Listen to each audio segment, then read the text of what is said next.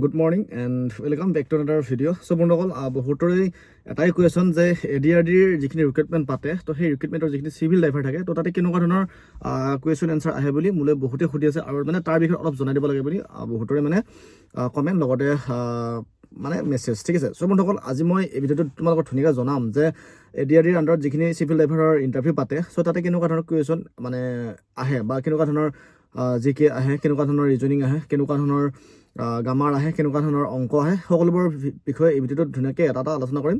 চ' ভিডিঅ'টো একদম শেষলৈ চাব আৰু যদি চেনেলটো নতুনকৈ ভিজিট কৰিছে তেতিয়াহ'লে ছাবস্ক্ৰাইব কৰিব, লগতে লাইক শ্বেয়াৰ কমেণ্ট কৰিব আৰু কোনটো বিষয়ে অনলাইন আবেদনটো কৰি থৈছা সেইটো জনাই দিব, তেতিয়া মানে ভিডিঅ'টি ভাল লাগে ঠিক আছে।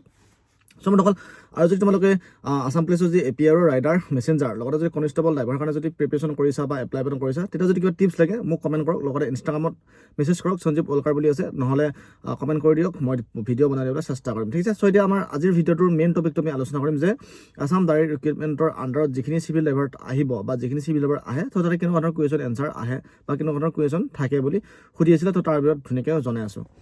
চ' বন্ধুসকল নাম্বাৰ 1ৰ কথাটো হ'ল এইটো যে যেতিয়া তোমালোকে চিভিল ড্ৰাইভাৰৰ ইণ্টাৰভিউ দিবলৈ যাবা বা যেতিয়া তোমালোকে চিভিল ড্ৰাইভাৰৰ এক্সাম দিবলৈ যাবা আগষ্ট মাহত হওক যেতিয়া হ'ব তেতিয়া তোমালোকে এটাই তোমালোকৰ লক্ষ্য হ'ব লাগিব যে মই এক্সামটো পাছ কৰিম ঠিক আছে।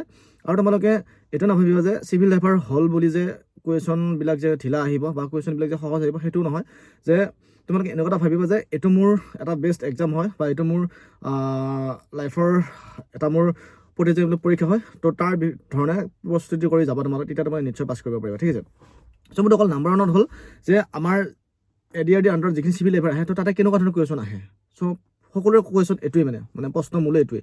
চ' গাইজ 1 নম্বৰ কথাটো এইটো যে তোমালোকে যিটো এডিআৰডিৰ আণ্ডাৰত চিভিল ড্ৰাইভাৰ মানে এক্সাম হ'ব তো সেই এক্সামটো আমাৰ যেনেকুৱা ABUB আছাম পুলিচৰ ABUB যেনেকুৱা ইণ্টাৰভিউ মানে ৰিটাৰ্ণ পাতে বা APR যেনেকুৱা ৰিটাৰ্ণ পাতে ঠিক তেনেকুৱাই মানে কুৱেশ্যন এনচাৰ তাতেও দিয়ে ঠিক আছে।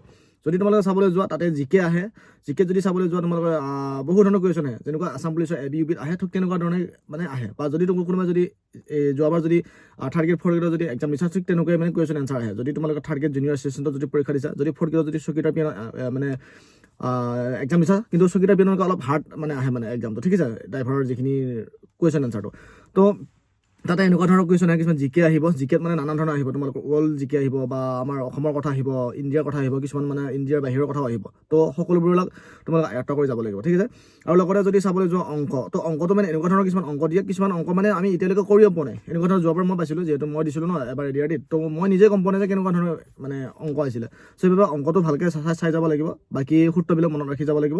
আৰু লগতে যদি আমি ৰিজনিং যদি চাওঁ তো ৰিজনিঙত এনেকুৱা কিছুমান ৰিজনিং দিয়ে, বিলাল ৰিলেশ্যনৰ ৰিজনিং দিয়ে মানে, আৰু ডাইৰেকশ্যনৰ ৰিজনিং আহে বা নাম্বাৰ চিৰিজৰ আহে, নাম্বাৰ এনেকুৱা কিবা বহুত ৰিজনিং আছে, তো সেইবিলাক যিমানখিনি ৰিজনিং আছে তো সকলো ৰিজনিং আহে। তো ৰিজনিংটো ভালদৰে তোমালোকে মানে গুৰুত্ব দি যাবা, তেতিয়া মানে তোমালোকে ইজি হ'ব ঠিক আছে। আৰু লগতে যদি চাব যায় গ্ৰামাৰ, তো গ্ৰামাৰটো বহুত হাৰ্ড গ্ৰামাৰ আহে, তো গ্ৰামাৰখিনিও তোমালোকে ভালদৰে মানে চাই যাবা। তো যদি তোমালোকে ভালদৰে যদি গ্ৰামাৰখিনি চাইছা তেতিয়া তোমালোকৰ কাৰণে ভাল হ'ব। লগতে হিষ্টৰীৰ পৰা চাই যাবা, জিঅ'গ্ৰাফিৰ ফালৰ পৰা চাই যাবা, মানে যিমানখিনি আছে অসমৰ হিষ্টৰীৰ কথা, কিছুমান চন বা কিছুমান জাগাৰ নাম, কিছুমান আমাৰ ঠাইৰ নাম, তো এনেকুৱা ধৰণৰ কিছুমান ৰজাৰ নাম বা যুদ্ধৰ চনৰ কথা এইবিলাক মুখস্থ কৰি যাব লাগিব বা মনত ৰাখি যাব লাগিব, তেতিয়া মানে তোমালোকে এডিআৰডি যিখিনি চিভিল ড্ৰাইভাৰ আহে তো তাতে পাছ কৰিব পাৰিবা। কিন্তু কিছুমান ভাবিব যে হয়তো গাড়ীৰ বিষয়ে কিছুমান কুৱেশ্যন আহে নেকি বুলি ভাবিছে বা ভাবে, তো এডিআৰডি যিখিনি ৰিক্ৰুটমেণ্ট পাতে চিভিল ড্ৰাইভাৰ তো তাতে কোনো ধৰণৰ মানে এক্সামত কোনো ধৰণৰ ড্ৰাইভাৰৰ মানে গাড়ীৰ বিষয়ে কোনো ধৰণৰ হেৰি নাহে, প্ৰশ্ন উত্তৰ নাহে ঠিক আছে, বা প্ৰশ্ন নাহে।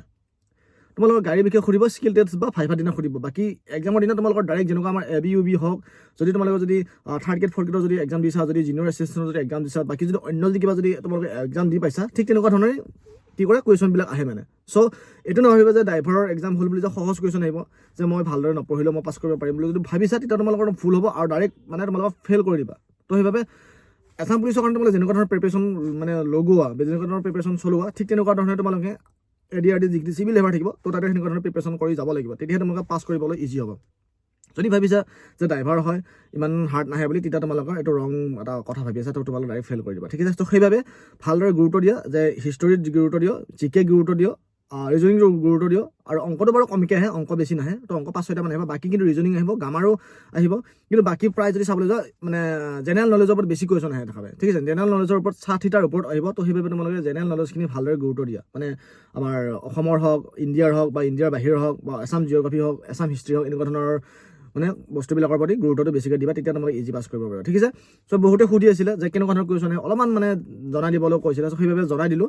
যদি ভিডিঅ'টো ভাল লাগিছে লাইক কৰি দিয়ক, আৰু যদি ছাবস্ক্ৰাইব কৰা আছিলে ছাবস্ক্ৰাইব কৰা। মটিভেশ্যন বৰক সদায় এনেকুৱা ধৰণৰ ভিডিঅ' তোমালোকৰ বাবে আগবঢ়াই থাকিব পাৰোঁ। আৰু যদি এপিয়াৰৰ যদি প্ৰস্তুতি যদি চলাই আছা, যদি কনষ্টেবল ড্ৰাইভাৰৰ বাবে যদি প্ৰস্তুতি চলাই আছা, যদি ৰাইডাৰ মেছেঞ্জাৰৰ বাবে যদি প্ৰস্তুতি চলাই আছা, তেতিয়া যদি কিবা টিপছ লাগে তো কমেণ্ট কৰি দিয়ক। লগতে চাৰ্চ কৰক ইনষ্টাগ্ৰামত সঞ্জীৱ অলকাৰ বুলি মাৰি দিয়ক, তো আহি যাব, তাতে মেছেজ কৰি দিব যে কেনেকুৱা ধৰণৰ টিপছ লাগে। মই ভিডিঅ' বনাবলৈ চেষ্টা কৰিম। ঠিক আছে, so' guys bye bye. Next video' আকৌ এটা অন্য টিপছৰ সৈতে আহি আছোঁ, আৰু ছাপোৰ্ট কৰি যাব। তো গাইজ আৰু এটা কথা কওঁ, এই চেনেলটো মই মানে আজিকালি অলপ ব্লগ শ্লগো আপলোড কৰোঁ, যিহেতু মোৰ এইটো মানে অল আদাৰ কণ্টেণ্টৰ কাৰণে বনাইছোঁ চেনেলটো, চ' সেইবাবে ছাপোৰ্ট কৰি যাব, ব্লগবিলাকো চাব আৰু মৰম চেনেল দি যাব। ঠিক আছে, so' guys bye bye. Next video' আকৌ আহিছোঁ, আজিলৈ বিদায়।